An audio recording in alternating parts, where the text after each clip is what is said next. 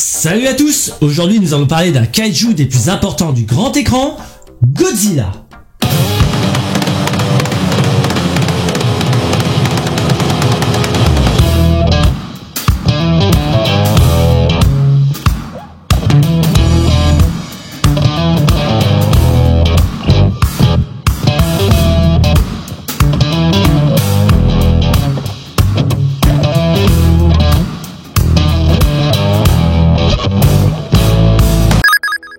Alors qu'aux USA, Merian C. Cooper et Ernest Chozak créent King Kong en 1933 et devient un des personnages les plus mythiques du cinéma américain, du côté du Japon, c'est Ishiro Honda qui nous crée Godzilla et qui révolutionne en 1954 un nouveau genre, le Kaiju Eiga.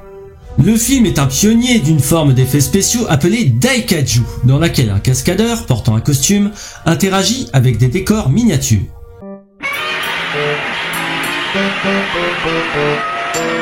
Considéré comme le film de monstre le plus important jamais réalisé, il a fait du personnage de Godzilla une icône dans la culture populaire internationale au même niveau que King Kong aux USA.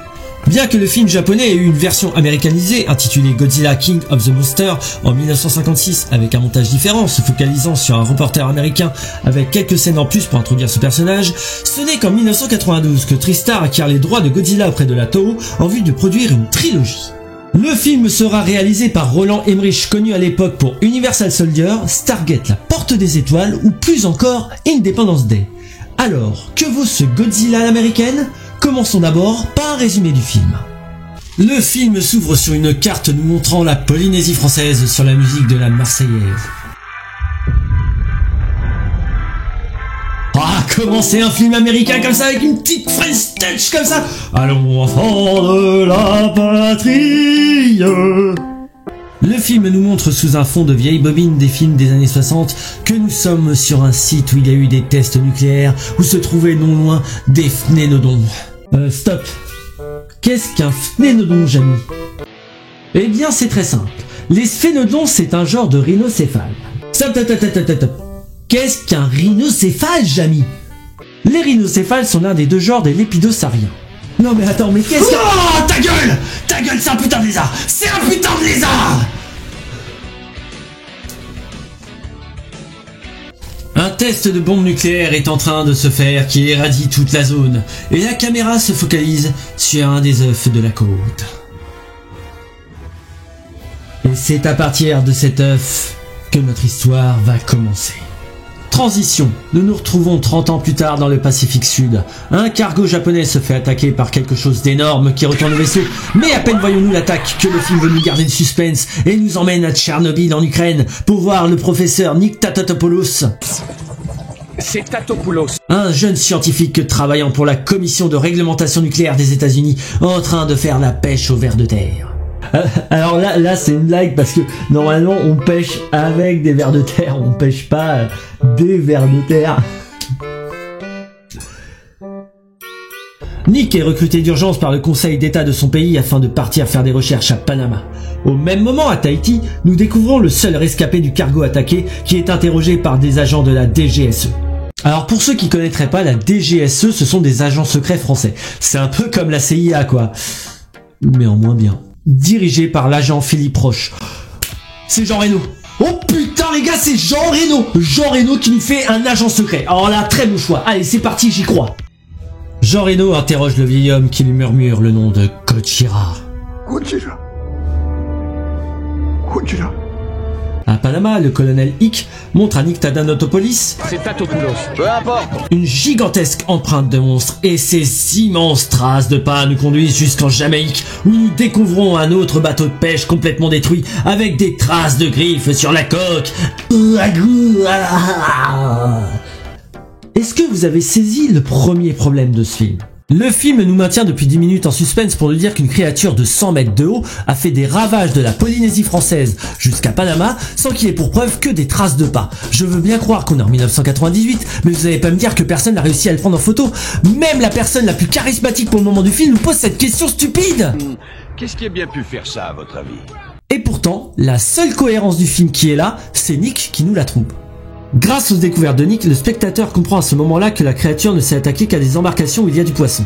La preuve avec la scène suivante où 3 autres chalutiers se font couler par la créature sans que nous la voyions. Cela veut dire que la créature est poisson-vore. Alors que nous sommes à 20 minutes du film, le paléontologue de l'équipe émet l'hypothèse que c'est un Théropoda-allosaurus. Quoi?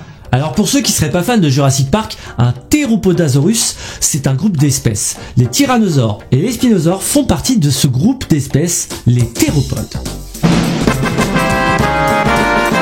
Où il a bien pu se cacher pendant 60 millions d'années. Qui a dit que ce seraient les scientifiques les plus intelligents dans ce film? Le seul logique, encore une fois, c'est Nick qui explique ce qui se passe depuis 20 minutes pour que les spectateurs ne soient pas perdus dans tout ce bordel. Et il nous montre, d'après la direction que notre animal muté a pris, sa prochaine cible. Et nous sommes maintenant à la 24e minute du film. Nous sommes à New York. Joe le pêcheur va pêcher sa truite habituelle. Mais là, sa canne reste bloquée dans quelque chose d'énorme. Et cette chose énorme sort de l'eau. C'est impressionnant. C'est gigantesque. Et... Bon, alors, là, on va faire une petite aparté pour les gens de 2024. Je peux reconnaître que ça a extrêmement mal vieilli en termes d'image et d'effets spéciaux. Mais quand vous avez 7 ans à ce moment-là, voici la réaction logique que vous avez.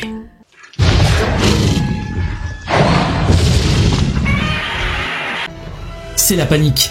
Godzilla fait des ravages dans la ville qui ne dort jamais. Et dans cet apocalypse, seul Victor, un caméraman, a réussi à prendre des images du reptile.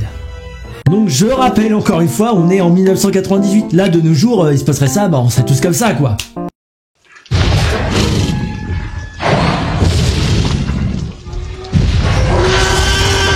Vive les réseaux sociaux! Transition, nous nous retrouvons avec l'armée américaine qui font un rapport sur l'étendue des dégâts et de la localisation du monstre. On l'a perdu de vue. Vous voulez bien me répéter ça? Après son attaque initiale, il a disparu. Je rappelle que Godzilla fait 100 mètres de haut.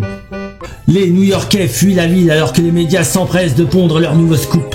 C'est d'après les autorités l'événement le plus destructeur depuis l'attentat du World Trade Center, mais... Le film avait prévu l'attentat 3 ans à l'avance. Pour essayer de retrouver l'animal en fuite, Nick propose de l'appâter avec des tonnes de poissons. L'armée installe leurs pièges et Godzilla se manifeste par les égouts et vient se réapprovisionner en nourriture.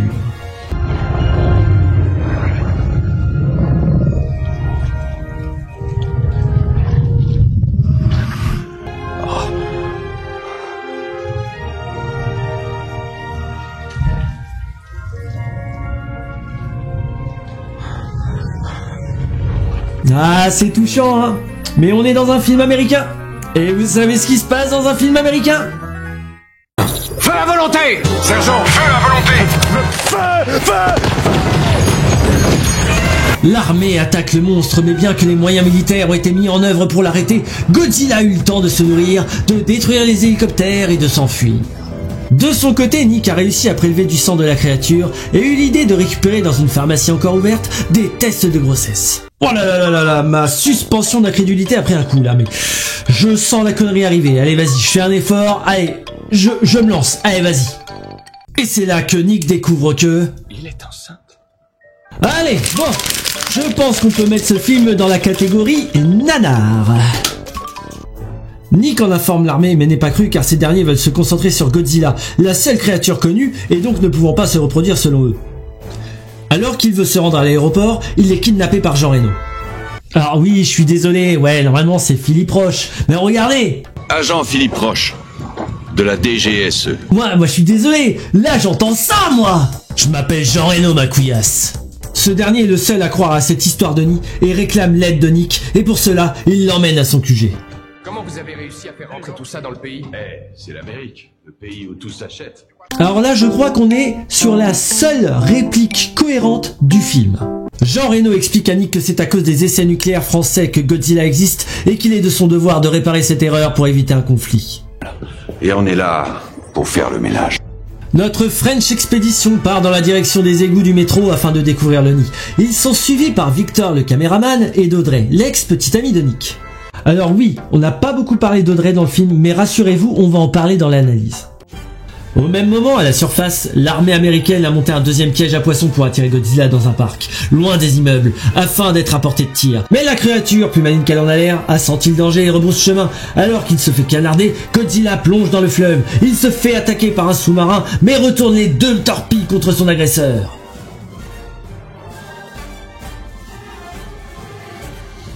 Et ça, je sais comment il a fait. C'est parce que quand il était petit, Godzilla a regardé Dragon Ball Z. La preuve, regardez.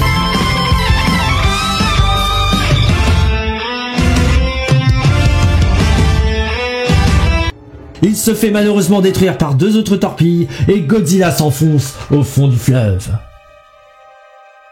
Transition, nous retrouvons notre expédition française et Nick qui sont arrivés au Madison Square Garden. Le reptile avait siégé ici pour faire son nid et font la découverte de plus d'une centaine d'œufs entourés de poissons. Tu veux les compter? Déconcertés par le nombre aberrant d'œufs, ils sont maintenant paniqués de voir que les bébés reptiliens sont en train de sortir de leur coquille. La première chose qui vient à l'esprit de ces créatures toutes mignonnes est de se nourrir. Or, toutes les personnes sentent le poisson et sont donc pris en chasse par le remake de Dino Crisis. Alors que les personnages tertiaires se font tous bouffer, Où sont Jean-Philippe et Jean-Pierre? Jean-Luc, c'est moi. Qu'est-ce qui se passe?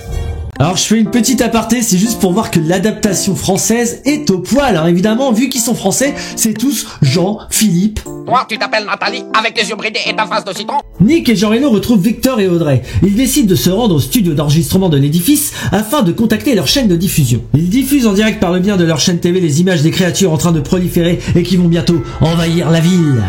L'armée ayant été alertée par le direct, prennent la décision de bombarder l'immeuble, ne laissant que 6 minutes au catcher pour quitter le bâtiment. Après multiples péripéties, nos protagonistes quittent les lieux à temps avant l'explosion et s'en sortent sains et saufs. Cependant, Godzilla, qu'on pensait qu'il était mort mais qu'en fait qu'il n'était pas mort, sort des décombres et découvre que toute sa descendance a été anéantie. Devant ce drame, il devient furieux et attaque nos héros qui n'ont d'autre choix que de s'enfuir. Une course-poursuite s'enclenche entre Godzilla qui essaie de rattraper ses proies et Nick qui tente de contacter l'armée par la radio.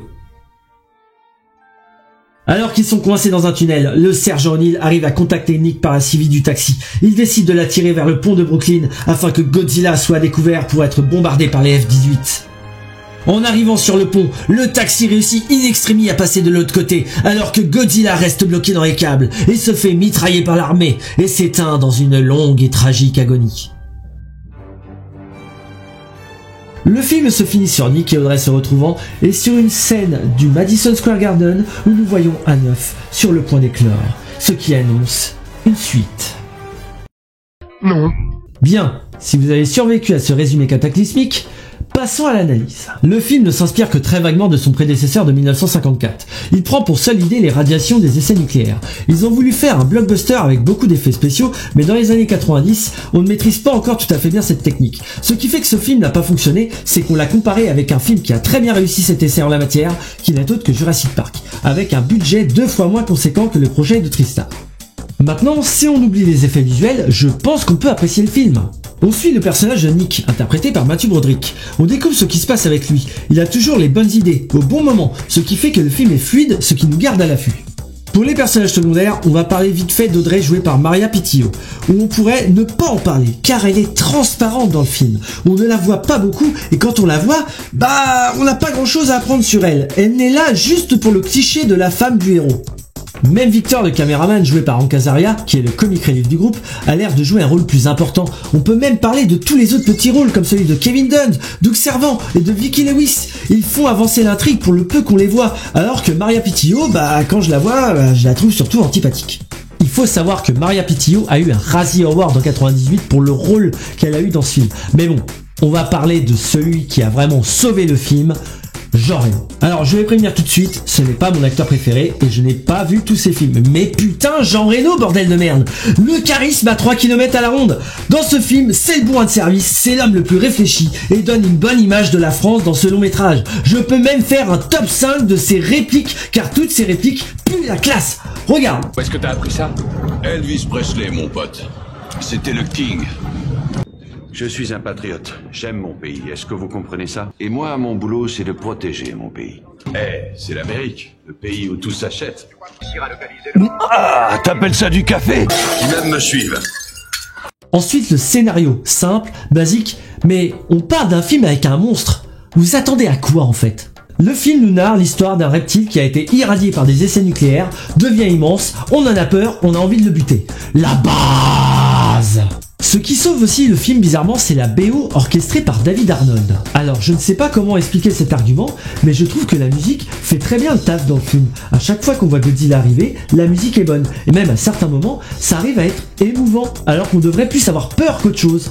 Petite info au passage, le film a reçu 379 millions de recettes, mais n'a pas été relancé pour une trilogie comme c'était prévu. Mais à la place, ils ont fait une série animée appelée Godzilla qui fait suite à ce long métrage et a été appréciée, ironiquement. Alors tout compte fait, qu'est-ce qu'on peut dire de ce film? Certes, les effets visuels sont effroyables, je ne peux pas les sauver. Mais on est en 1998, vous savez quel film a réussi dans les années 90 en termes d'effets spéciaux? Jurassic Park et Terminator 2. Tous les autres ont eu vraiment du mal à atteindre leur niveau. Et à côté de ça, on a quand même un bon scénario, simple, basique, mais pour un film de monstre, il n'y a pas besoin de plus compliqué. Une bonne BO qui nous fait suivre cette histoire épique. Et surtout, Jean Reno pour notre plus grand plaisir. Merci pour ton aide, mon ami. Alors si un dimanche après-midi vous savez pas quoi regarder sur Netflix, qu'attendez-vous? Mettez Godzilla et c'est parti. Merci d'avoir regardé cette deuxième vidéo. N'hésitez pas dans les commentaires à me suggérer des films mal notés par la critique, mais qui vous a plu. Ça pourrait m'inspirer un petit peu. Je vous souhaite à la prochaine pour un prochain Tout compte fait.